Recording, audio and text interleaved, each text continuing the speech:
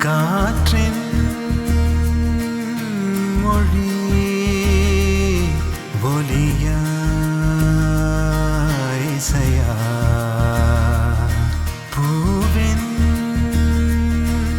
மொழி நிறமா மணமா கடலின் மொழி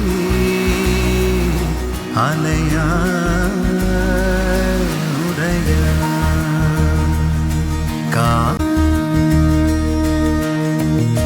இயற்கையின் மொழிகள் புரிந்துவிடு மனிதரின் மொழிகள் தேவையில்லை வானம் பேசும் பேச்சு